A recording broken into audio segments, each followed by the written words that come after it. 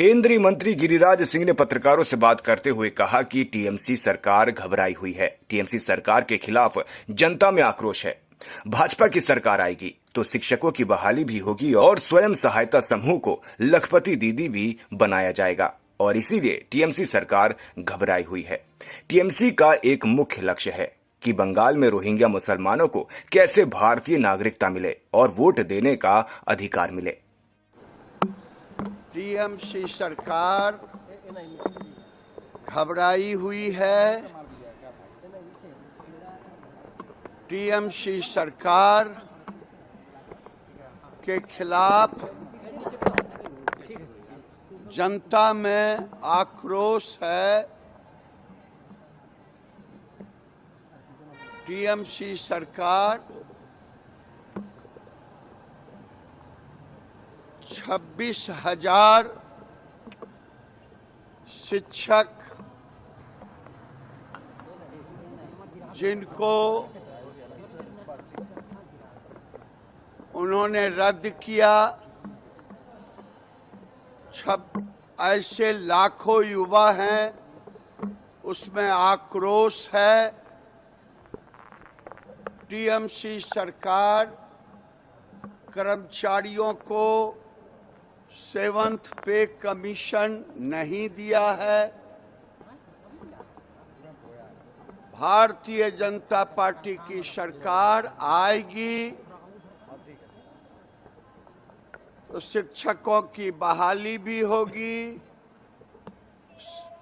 कर्मचारियों को 7th पे कमीशन दिया जाएगा, महिलाओं को 3,000 रुपया बंगाल में दिया जाएगा उड़ीसा के तर्ज पे, सेल्फ हेल्प ग्रुप को लाखपति दीदी बनाया जाएगा।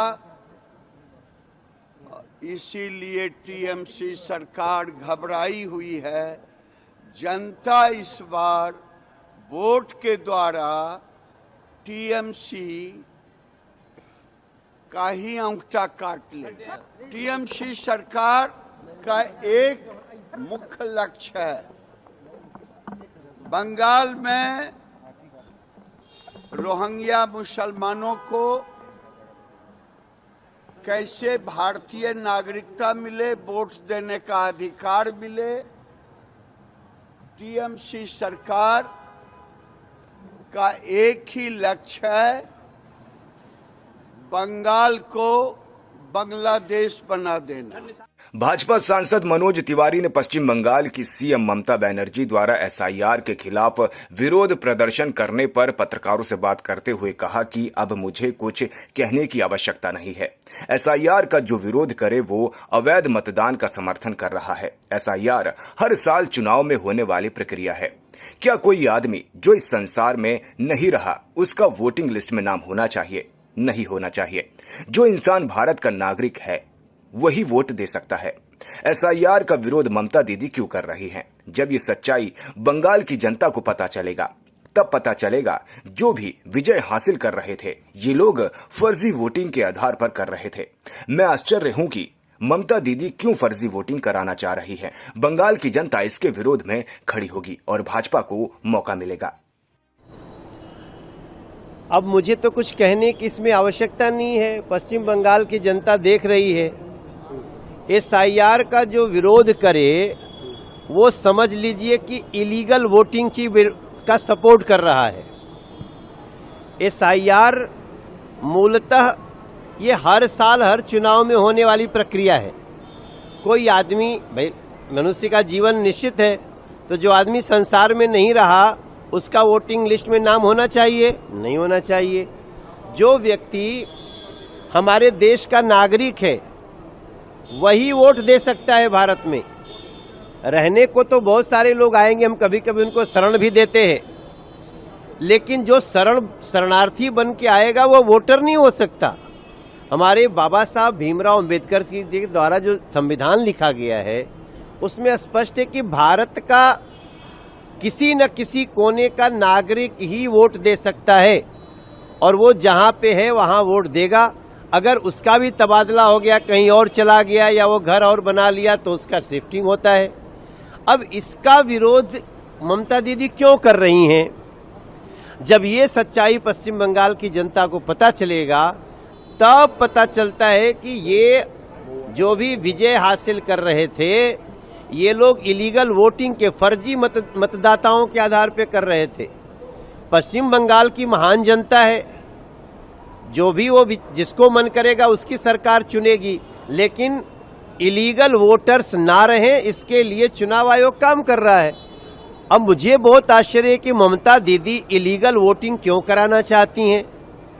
जब भी एसआईआर होता है तो उसका समय दिया जाता है कि चलो ये 1 महीना 2 महीना तक आप बता दो किसका कटा, अगर गलत कट गया तो जुड़ जाएगा और जिसका कट चुका हो उसका वापस बन जाएगा।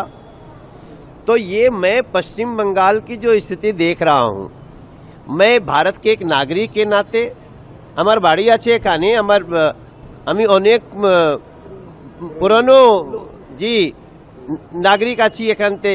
हमारे सॉल्ट लेक में हमारा घर है, हम यहाँ सर्विस करते थे, चाकरी করছিলাম। उसके बाद मुझे आश्चर्य हो रहा है कि ममता दीदी जैसा नेता वो इलीगल वोटरों की तरफदारी कर रहा है, वो घुसपैठियों की तरफदारी कर रहा है। ये ठीक नहीं है दीदी, एटा चलबे ना। पश्चिम बंगाल की जनता खड़ी होगी और आपके इस इलीगल वोटिंग का विरोध करेगी। भारतीय जनता पार्टी को मौका मिलेगा। बागेश्वर धाम पीठाधीश श्री धीरेन्द्र कृष्ण शास्त्री ने पत्रकारों से बात करते हुए कहा कि आज हम काशी आए हैं, ये हमारा सौभाग्य है। पूरी दुनिया युद्ध के रास्ते पर है और भारत ही ऐसी जगह है जहां से सनातन की गूंज दुनिया में शांति का रास्ता बनाएगी। अमेरिका का सत्ताधीश बहुत विचलित व्यक्ति है, ऐसे लोगों पर भरोसा नहीं किया जा सकता। यूजीसी बिल पर हमारा बस इतना ही कहना है कि इस पर विचार किया जाना चाहिए। देश में दरार पैदा नहीं होनी चाहिए।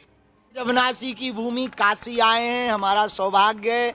माँ गंगा को, विश्वनाथ जी को दंडवत प्रणाम करने का सौभाग्य मिलेगा और हम अपनी पूजनीय माता जी के साथ आए हैं दर्शन करने।